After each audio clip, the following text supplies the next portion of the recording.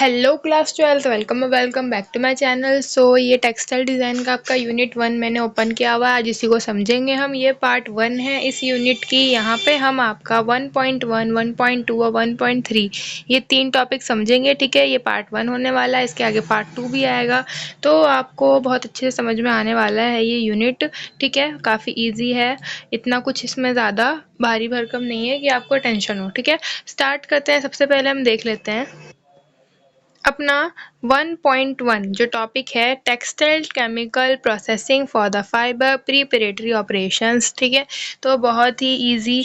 यहाँ पे आपको क्या समझना है मेनली कि फाइबर या फिर फैब्रिक, फाइबर से फैब्रिक बनेगा। ठीक है, ऑब्वियस सी बात है। तो फैब्रिक जो है वो आपका, उसको हम तैयार करें कि उसको हम यूज़ कर सकें, और जिस भी हमें एंड वर्क के लिए वो चाहिए था उसके लायक हम कपड़े को बना सकें। मतलब अच्छे कपड़े का रूप दे सकें हम उसको। ठीक है, अच्छा कपड़ा क्या होता है कि मतलब उसमें किसी चीज़ का दाग ना हो, गंदा ना हो, साफ सुथरा हो, ड्यूरेबल हो, अच्छे से मतलब वो उसको कमज़ोर ना हो और उसका कलर पक्का हो, वगैरह वगैरह चीज़ें जो होती हैं हम इसमें अच्छे से समझेंगे। ठीक है, ऊपर ऊपर से बता रही हूँ मैं अभी आपको, तो यही हमें यहाँ पे देखना है कि इंट्रोडक्शन समझ लो।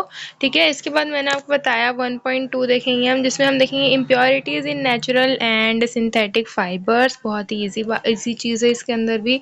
और आपका थर्ड है जो मैं आपको बताऊंगी, वो है एलिमेंट्री नॉलेज ऑफ प्रोसेसिंग। ठीक है, बहुत ज़्यादा ईजी है। अब जो बच्चे हैं जो हिंदी मीडियम में पढ़ते हैं, मैं आपको बताऊं तो मैंने खुद हिंदी मीडियम में करा है ये सब्जेक्ट। ठीक है, अब बात है कि आपको हिंदी मीडियम में कैसे समझ में आएगा। देखो, नोट मेकिंग की आदत डालो।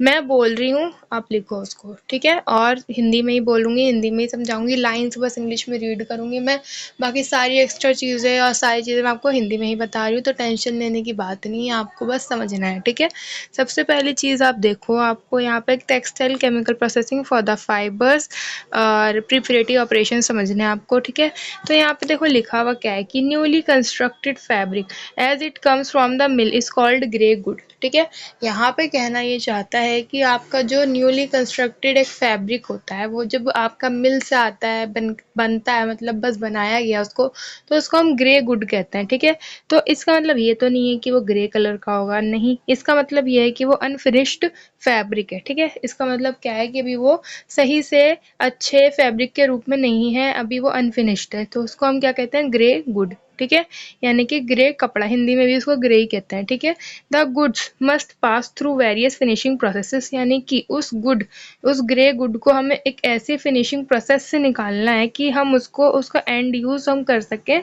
ठीक है, उसको ड्यूरेबल बना सकें, उसको सर्विसेबिलिटी उसकी बढ़ा सके, उसका अपीयरेंस अच्छा कर सके। ठीक है, उसको सूटेबल बना सके उसके एंड यूज़ के हिसाब से। ठीक है, तो हमें उसको तैयार करना होता है कपड़े को। ठीक है, तो मेन आपका फर्स्ट यूनिट क्या है कि हम प्रिपरेटरी सारे ऑपरेशन से सारा जो प्रोसेस होता है वही समझने वाले हैं। ठीक है, आपका ग्रे गुड जो है वो क्या है, must be cleaned before they can be finish. तो सबसे पहली बात तो वो साफ़ होनी चाहिए। ठीक है, दे में कंटेन वार्प साइजिंग। साइजिंग होती है कि हम उसको, जब आपको पता है ताना बाना होता है, आपने पढ़ा होगा, तो उसको जब कपड़े को जब हम एक चरखे या बस उस चीज़ से निकालते हैं ना, तो वो धागे रेशे टूटे ना, तो उसको ना हम उसके ऊपर साइजिंग लगाते हैं। ठीक है, केमिकल कह लो या आपको मोम कह लो, तो वो उसको वार्प साइजिंग कहते हैं। ठीक है, तो उसके अंदर हो सकता है कि गंदगी के तौर पे आपका वार्प साइजिंग हो, ऑयल हो।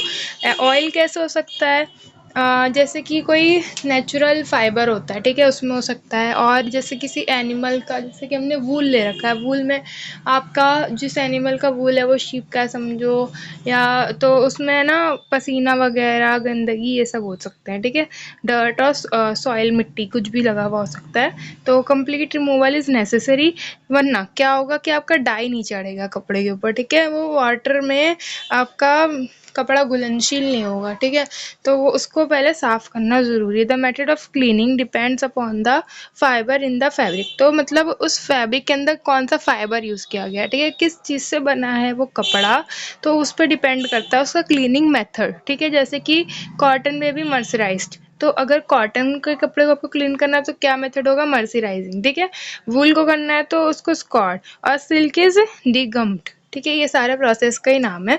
इसके बाद देखो, the fabric collected from various weaving setups can not be used directly. ठीक है, तो उसको हम डायरेक्ट तो यूज़ नहीं कर सकते वीविंग। अब वीव हो के आया है, वो बस बुनाई या जो भी वो बन के बस आया, तो उसको डायरेक्टली यूज़ नहीं कर सकते हम, ठीक है। तो उसको हमें इम्प्योरिटीज़ वगैरह निकालनी है, जो कि हमने ऊपर भी देखा, ठीक है, और उसको कलर करना होता है, ठीक है, तब जाके उसका एंड यूज़ हो जाता, एंड यूज़ के लिए वो कपड़ा सही होता है। तो अब देखो इम्प्योरिटीज़ की बात कर लेते हैं।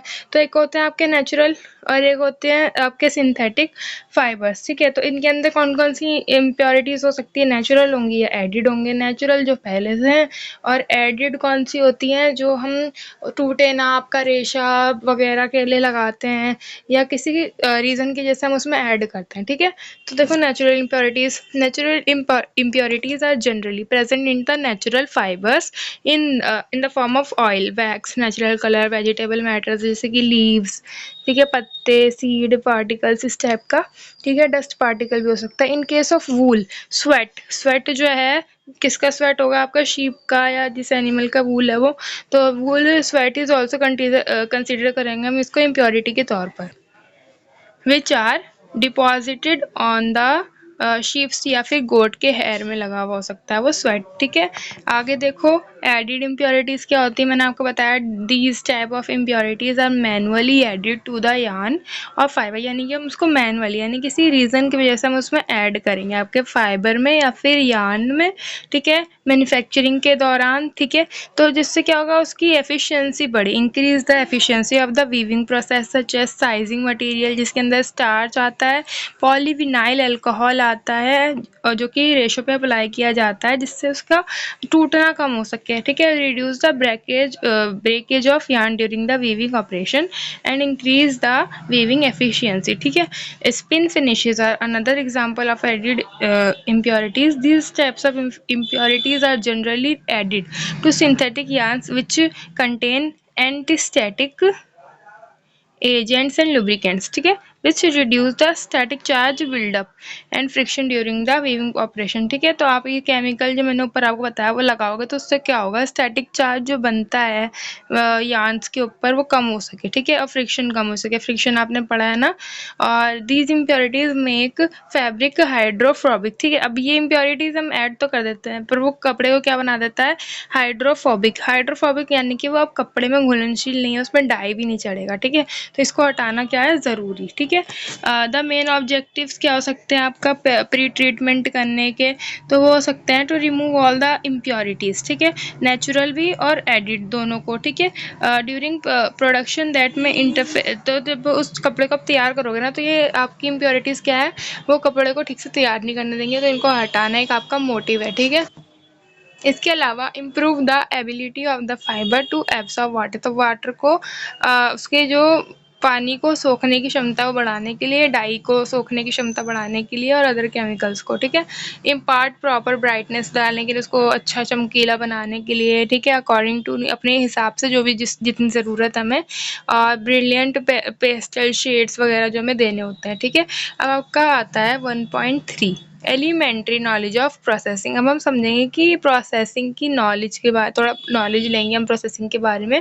तो all of these impurities can not be remove by a single operation, ठीक है। अब हम इसको एक आपने कुछ कर लिया और ये सब इम्प्योरिटीज हट गई, नहीं, एक आपका प्रोसेस होता है जिसमें डिफरेंट लेवल्स होते हैं जिसके अंदर से कपड़े को निकालना होता है, ठीक है। It requires sequence of operations, ठीक है, मैंने आपको बताया विच इज़ कॉल्ड प्रोसेसिंग। अब इसी को हम क्या कहते हैं, processing. All the operations before the dyeing of fabric, ठीक है। अब डाई करने से पहले जितने भी आप ऑपरेशंस कपड़े के साथ कर रहे हो ना, उसको क्या कहते हैं हम, प्रीपरेटरी प्रोसेस या फिर प्री ट्रीटमेंट, ठीक है।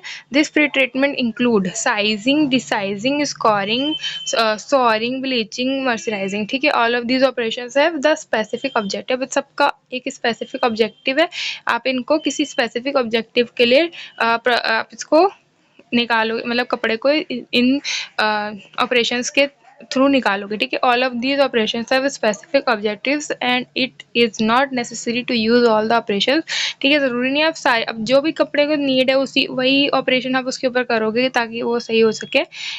It generally depends on the type of fabric, ठीक है। क्या डिपेंड, किस पे डिपेंड करता है ये, फैब्रिक के टाइप पे और content of the fabric and the end use पे डिपेंड करता है, ठीक है, कि उसको आखिर में हमको कैसे यूज़ करना है, ठीक है। यहाँ पे मैंने आपको मेन आपका इंट्रोडक्शन टाइप का समझा दिया अब नेक्स्ट जो आपका मेन है ना 1.4 से हम सारे प्रोसेस समझेंगे, साइजिंग, और इसके अलावा हम समझेंगे डीसाइजिंग और आपका स्कोरिंग, ब्लीचिंग और आपका मर्सराइजेशन। ठीक है, ये सब हम समझेंगे। तो आप ये देखो, ये मेन आपका पार्ट 2 आएगा, ठीक है, जिसमें हम ये सब समझेंगे। और जो ये नेम्स है ना, ये हिंदी में भी इनको यही कहते हैं हम। ठीक है, तो आई होप आपको अच्छे से समझ में आया होगा। Thank you for watching.